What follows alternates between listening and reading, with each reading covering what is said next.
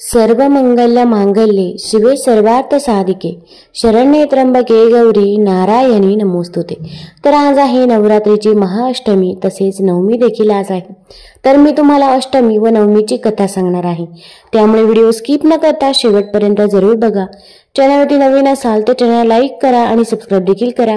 तसेच कमेंटमध्ये ओम महालक्ष्मी नमः किंवा ओम दुर्गा माताय नमः लिहायला विसरू नका, जेणेकरून आपल्याला देखील माता लक्ष्मीचा आशीर्वाद हा प्राप्त होईल।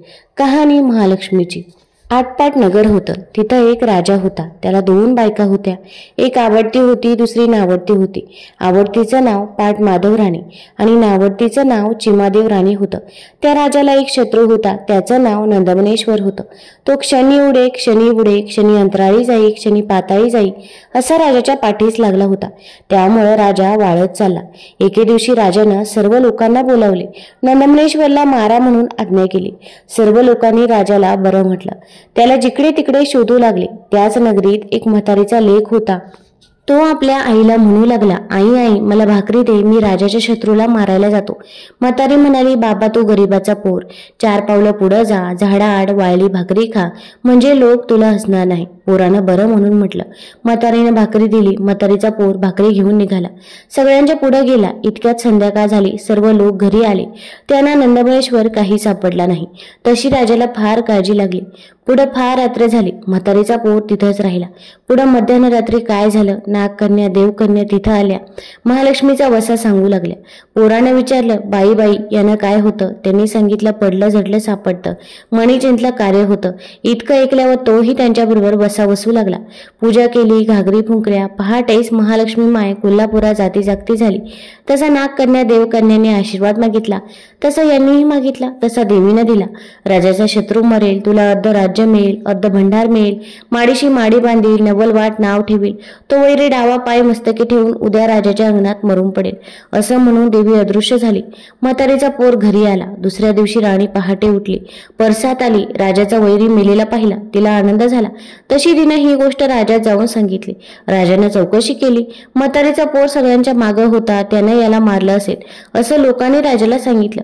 राजाने त्याला बोलावून धाडलं। म्हातारीचा पोर राजाच्या घरी आला। त्यानं राजाला विचारलं, राजा राजा आळ नाही केला, अन्याय नाही केला, मला इथं का बोलावलं? राजा म्हणाला, भिवू नको, घाबरू नको, माझा वैरी नंदमनेश्वर कोणी मारला? सगळे लोक तुझं नाव सांगताय, याचं काय कारण ते सांग। राजाला पोर म्हणाला, राजा मी मारला नाही, पण तो देवीच्या वराने मेला।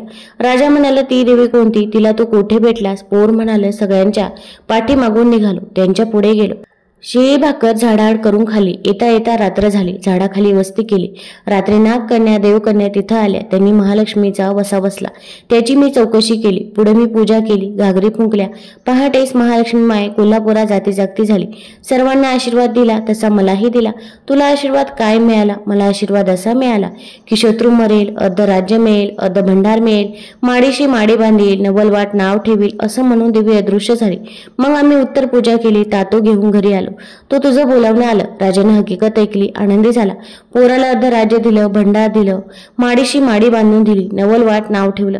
पुढे म्हातारीचा पोर आनंदानं वागू लागला। ही बातमी राणीला समजली। राणीला नवल वाटाला बोलावणं धाडलं। महालक्ष्मीचा वसा कसा म्हणून विचारलं। नवल वाटानं तातो दाखवला। तिला सांगितलं, अश्विन मास येईल, पहिली अष्टमी येईल, त्या दिवशी 16 सुतांचा तातो तेल हळद लावून करावा, 16 दुर्वा 16 तांदूळ घेऊन तुळशीची पंचामृती पूजा करावी, 16 अर्घ्य द्यावीत, मग धूप दीप दाखवावा, नैवेद्य दाखवून कहाणी करावी।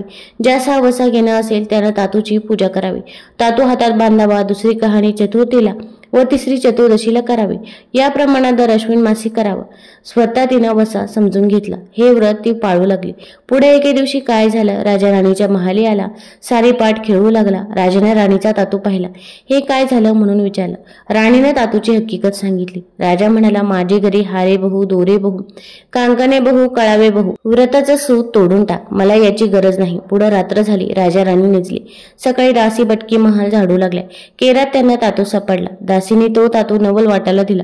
त्याला राणीचा राग आला। इतक्यात काय चमत्कार झाला, त्याला नावडती राणी भेटली। तिनं तो तातू मागितला। हा म्हणाला, उतशील मातशील, घेतला वसा टाकून देशील। तिनं सांगितलं, उतणार नाही, मातणार नाही, घेतला वसा टाकणार नाही। तसा तातू तिच्या हवाली केला, वसा सांगितला। पुढे अश्विन मास आला, पहिली अष्टमी आली. त्या दिवशी काय चमत्कार झाला. देवी महालक्ष्मीनं म्हातारीचं सोंग घेतलं. पाट माधव राणीचे महाली गेली. महालक्ष्मी तिला आठवण आहे किंवा नाही हे पाहू लागली. तो घरात कोठे काहीच तयारी दिसेना. तेव्हा ती पाट माधव राणीला म्हणू लागली, अगं अगं पाट माधव राणी, पुत्राची माय, आज तुझ्या घरी काय आहे. राणीनं उत्तर दिलं, आज माझ्या घरी काही नाही. तेव्हा ती राणीला पुन्हा म्हणाली, अगं अगं पाट माधव राणी, पुत्राची माय, म्हातारीला पाणी देशील तर तुझ्या राजाला पुरे होईल. राणीनं उत्तर दिलं, म्हातारीला तांब्याभर पाणी दिलं तर माझ्या राजाला पुरणार नाही. तेव्हा म्हातारीनं पुन्हा पाट माधव राणीला हाक मारली, अगं अगं पाट माधव राणी, पुत्राची माय, म्हातारीला दही भाताची शिदोरी देशील तर तुझ्या राजाला पुरे होईल. राणी म्हणाली, म्हातारीला दही भाताची शिदोरी दिली तर माझ्या राजाला पुरणार नाही. म्हातारीला राग आला. तिनं उशाप दिला. तो काय दिला, सवतीच्या नहानी डाराडुरी करत असशील, अर्धांग बेडकाचं अर्धांग मनुष्याचं अशी होऊन पडशील. इतकं राणीनं ऐकलं. खदा खदा हसली. पुढे म्हातारी निघून गेली. तो चिम्मादेव राणीच्या महाली आली. इकडे तिकडे पाहू लागली. तो तिला जिकडे तिकडे गडबड दिसली. एकीकडे पूजेचं साहित्य दिसलं, दुसरीकडे महालक्ष्मीचा मुखवटा मांडलेला पाहिला. तिने चिम्मादेव राणीला विचारलं, अगं अगं चिम्मादेव राणी, पुत्राची माय, आज तुझ्या घरी काय आहे. तिनं उत्तर दिलं, आज माझ्या घरी महालक्ष्मी आहे. तेव्हा म्हातारी म्हणाली, महालक्ष्मी म्हणतात ती मीच. राणी म्हणाली, कशानं ओळखावी, कशानं जाणावी. तो ती सकाळी कुवारीन झाली, दुपारी सवाशीन झाली, संध्याकाळी पोक्त बायको झाली. अशा तिन्ही काळा तिनं तिला पालटून दाखवल्या. नंतर राणीनं तिला घरात बोलावलं, न्हाऊ मागू घातलं, पितांबर नेसायला दिलं, चौरंग बसायला दिला. राणीनं व नवल वाटानं तिची पूजा केली. संध्याकाळ झाली. देवीसमोर दोघे जण घागरी फुंकू लागले. तसा घागरीचा आवाज राजाच्या कानी गेला. तुपाचा वास महाली आला. तशी राजानं चौकशी केली. शिपायांना हाक मारली, नावडतीच्या घरी आवाज कशाचा येतो तो तुम्ही पाहून या. शिपाई नावडतीच्या घरी आली. महालक्ष्मीचं दर्शन घेतलं. तसेच ते परतले. राजाच्या महाली आले. पाहिलेली हकीकत सांगितली. तसा राजा म्हणाला, मला तिथं घेऊन चला. शिपाई राजाला घेऊन राणीकडे आले. राणीनं पंचारती ओवाळली. राजाचा हात धरला. मंदिरात घेऊन गेली. सारी पाठ खेळू लागली. खेळता खेळता पहाट झाली. पहाटेस महालक्ष्मी माय कोल्हापुरा जाती जागती झाली. तसं राणी म्हणाली, माय मला आशीर्वाद दे. महालक्ष्मी म्हणाली, तुला आशीर्वाद काय देऊ. राजा तुला सकाळी घेऊन जाईल आणि तुझी सवत नहाणी डाराडुरी करेल. अर्धांग बेडकाचं अर्धांग मनुष्याचं अशी होऊन पडेल. तशी चिम्मादेव राणी तिची प्रार्थना केली. तिला इतका कडक शाप देऊ नये तसं देवीने सांगितलं की राजा तिला 12 वर्षे तरी वनात धाडेल. असं म्हणून देवी अदृश्य झाली. उजाडल्यावर राजानं तिला रथात घातलं. वाड्यासमोर घेऊन आला. पाट माधव राणीला निरोप धाडला की राजा राणीला घेऊन येत आहे, तिला तू सामोरी ये. तशी ती फाटकं तुटकं नेसली. घाणेरडी चोळी अंगात घातली. केस मोकळे सोडले. कपाळी मळवट भरला. जळतं खापर डोकीवर घेतलं आणि ओढत किंचाळत पुढे आली. तो राजाने विचारलं की ओढत किंचाळत कोण येत आहे, भूत आहे की खेत आहे. शिपाईने सांगितलं, भूत नाही, खेत नाही, तुझीच राणी तुला सामोरी येत आहे. राजा म्हणाला, तिला रानात नेऊन मारून टाका. असा शिपायांना हुकूम केला आणि आपण उठून महाली आला. राजा राणी सुखानं नांदू लागली. इकडे शिपायांनी पाट माधव राणीला रानात नेली. तिला राजाचा हुकूम सांगितला.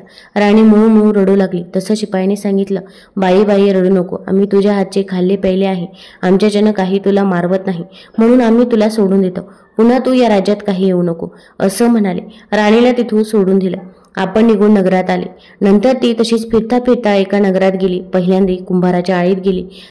तिथं नव्या राणीला नवा कळस घडवित होते, पण एकही कळस उतरेना. मग चौकशी केली. नवा माणूस कोण आला आहे तो ही सापडली. त्यांनी तिला हकलून पिटवून लावली. पुढे ती कासराच्या आळीत गेली.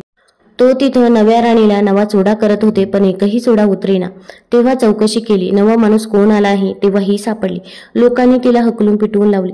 तिथून निघाली. ती सोनाराच्या आळीत गेली. तिथं नव्या राणीला नवा दागिना घडवित होते. तो एकही दागिना उतरेना. तेव्हा त्यांनी चौकशी केली. नवा माणूस कोण आला आहे तेव्हा ही सापडली. त्यांनी तिला हकलून पिटवून लावली. तिथून निघाली. ती साड्यांच्या आळीमध्ये गेली. तिथं नव्या राणीला नवी साडी विणत होते, पण एकही साडी उतरेना. मग त्यांनी चौकशी केली. नवा माणूस कोण आला आहे. इकडे तिकडे पाहू लागले तर तो ही सापडली. मग तिला तिथून हकलून पिटवून लावली. पुढे ती रानात निघून गेली.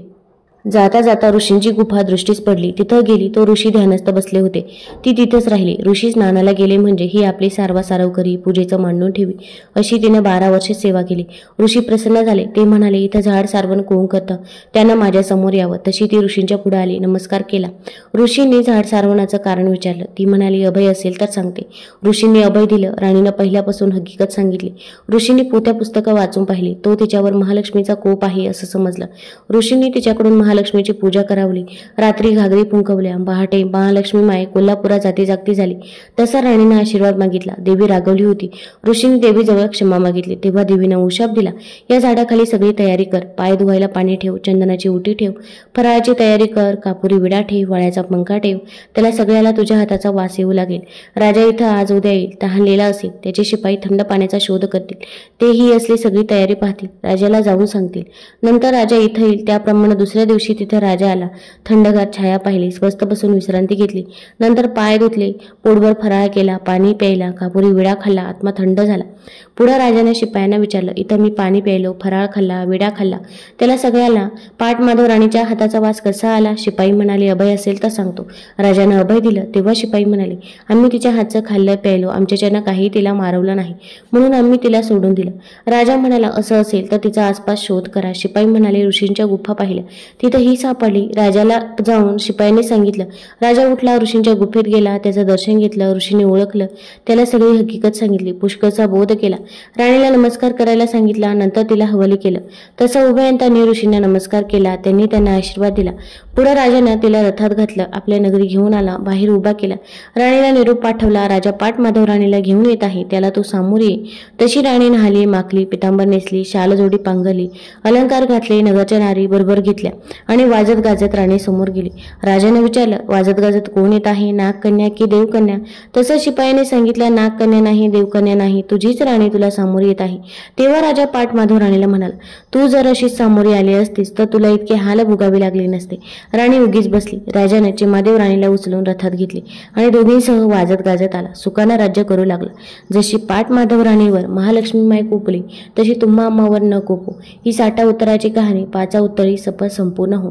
तुम्हाला जर ही कथा आवडली असेल तर चॅनल लाईक करा, सबस्क्राईब करा आणि आपल्या मित्रपरिवारासोबत जरूर शेअर करा. धन्यवाद.